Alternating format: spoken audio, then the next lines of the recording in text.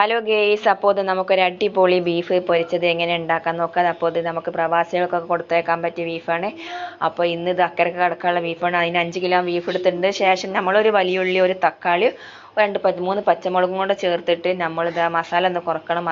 മല്ലിപ്പൊടി, മുളകും പൊടി, കുരുമുളകും പൊടി അധികം ഉപയോഗിക്കുക.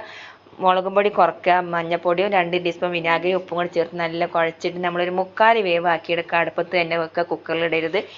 ശേഷം നമ്മൾ ചീനച്ചട്ടി വെച്ച് അതിലേക്ക് ഒരു 2 ടീസ്പൂൺ വെളിച്ചെണ്ണയും 1 ടീസ്പൂൺ മുളകും പൊടിയും കൂടി കുരുമുളകും പൊടി ചേർത്തിട്ട് നമ്മൾ നല്ല ഫ്രൈ ആക്കി കിടക്കും. ഈ ചാനൽ ആദ്യമായി കാണുന്നവരാണെങ്കിൽ ഒരിക്കൽ സബ്സ്ക്രൈബ് ചെയ്യാൻ മറക്കല്ലേ. സപ്പോർട്ടും ലൈക്കും നമുക്ക് തരണേ.